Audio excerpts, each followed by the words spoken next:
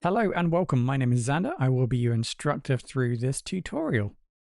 Now, this tutorial is actually part of a whole course which you can access the first stages for free here on YouTube.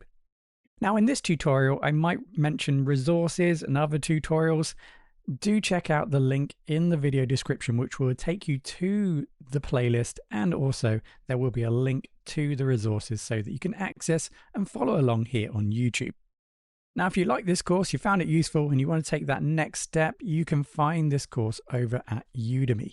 All the links to the resources can be found in the video description. Now, don't forget also subscribe to the channel for weekly promotions, discounts, and free course giveaways.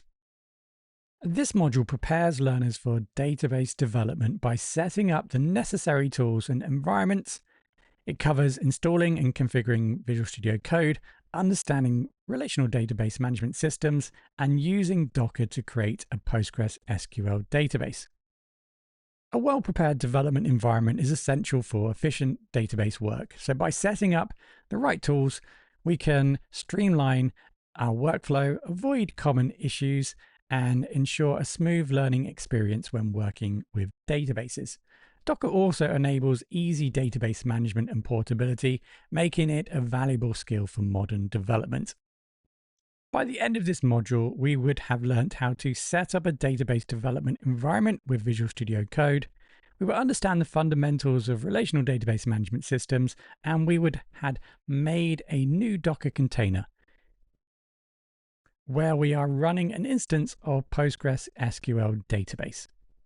That is where, throughout this course, we are going to access and interact with our database. Any resources that are connected to the tutorials in any of the modules, you can find all the downloads in the introduction or module primer. You'll find a download link connected to those tutorials where you'll find source codes, ERD diagrams, and other resources. At any point in time, maybe you need some support with source code setup. You will find setup guides at the start of this course, in actual fact, in this module. So this module will lay the foundation for database development in this course. With a properly configured environment and an understanding of database management relational systems and Docker, we will be ready to dive into this course, creating and managing databases.